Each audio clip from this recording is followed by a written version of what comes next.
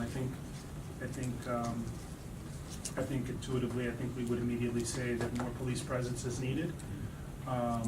Some of the crime that has occurred has been crime that sort of happened organically. We had a shooting inside of that started inside of an establishment, and the individuals walked outside and shot each other. Just the other day, we had an incident where it was kind of domestic related. I mean, it's very difficult to pinpoint the cause and certainly how we can prevent them. For us, the prevention is trying to pinpoint any beefs that are going on, trying to predict some of this crime to the best that we can, and try to work on mitigating those. Some of the domestics and disputes that are going to happen irrespective of police presence.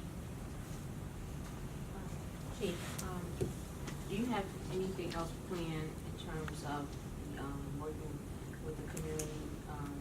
As we did when we walked in the Dixwell Shelter neighborhood, I thought that was a good effort, that although it wasn't necessarily our department that was involved in the incident, it happened in our community.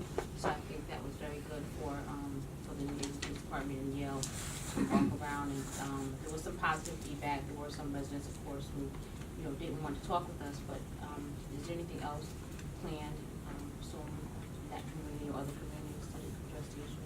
Yes, and so we do community walks.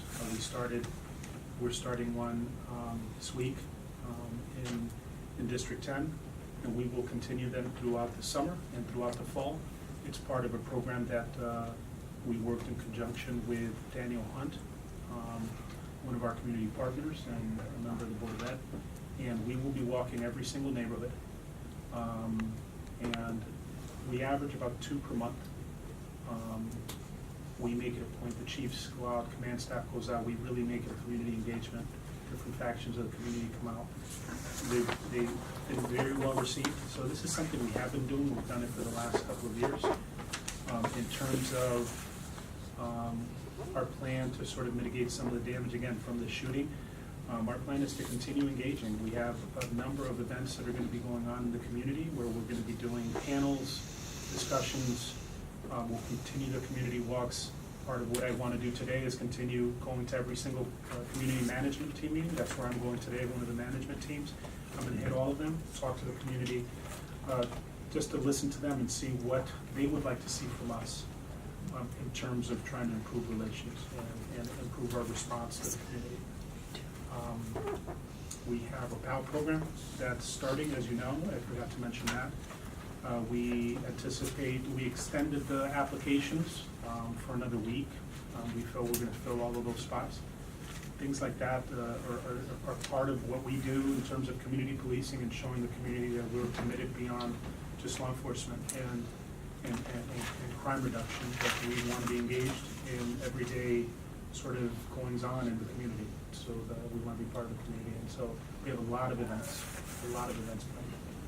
Can you be sure that we get a copy of the schedule of the walks and other things? Because sometimes I know for myself, and I can probably speak for the commissioners, that if we're able to make it, we will certainly be there, as opposed to hearing about it after the fact that we wish we were there. So we can get kind of schedule of the planned walk or meeting.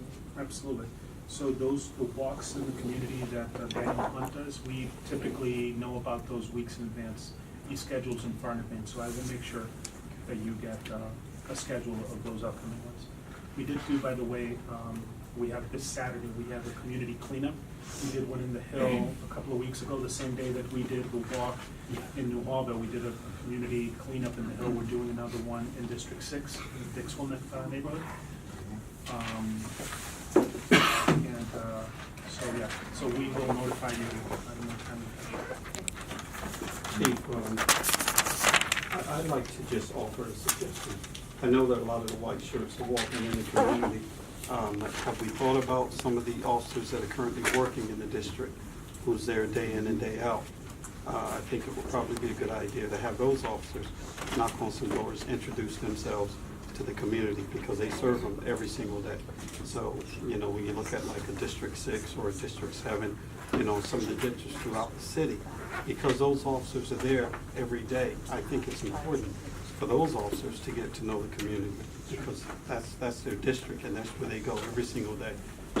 So that, I would suggest that. The other thing is, for the new recruits that are coming out, that will be another opportunity, you know, for the new recruits to also get a chance to introduce themselves to the community. You know, it kind of goes back to the officer from years ago, the officer that worked in your district, worked in your neighborhood every single day. You know, community got to know them on a first-name basis. So although I do commend, you know, you and the other white shirts for walking, but I think it's also important that those officers who are working in the district get to know the community that they're serving in that district. So that's just a suggestion, you know, something that you may want to consider. The other thing is with the shootings. The shootings are, I'm assuming that this is citywide because the shootings are up. Yes. So it's not concentrated to one particular district, right? So is it just spread out all over the city? So there's been an increase in the shootings having to do with some disputes between certain groups. And that has been sort of concentrated to certain parts of the city. So with regard to shootings, yes, that has been sort of endemic more of that beef, so to speak, those disputes going on. It's impacting the Exit 8 area more, District 4, which is Kensington and that area and the Hill.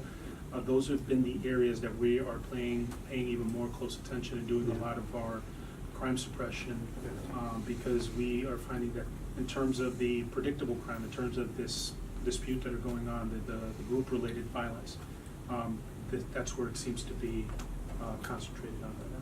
So are we getting savvy money this summer, do we know, or? So we have included that in our proposed budget, and we anticipate that we will be getting $100,000 or some portion of that for the summer anti-violence initiative. You know, just to kind of touch on what Commissioner Walker said, you know, to absolutely say that the lack of officers doesn't contribute to violence, you know, I would like to believe that it definitely impacts the sort of the relationship with the community, because we would like to do more walking. Right now, our officers, you know, I think that's what's sort of taken the biggest hit in terms of the work that we do. We pride ourselves on doing parks and walks or doing walking beats. And right now, with the shortage that we have, I think that's taken the most hit. We've done a lot of crime suppression to address violent crime. Our intel unit, our detective bureau continues to work behind the scenes. So I think we can offset the presence with that work. But what we can't offset is the visibility, the engagement. That needs to continue. And unfortunately, that's difficult to do without the numbers. And so we're happy about the 27 that came. We're happy about the 10 that are about to come. And we're going to recruit very hard and fast to make sure we get some more bodies, because I don't think there is a substitute for that, for having the bodies on the street and having the ability to have officers engage with the community real time is probably the most important aspect. Yeah, which is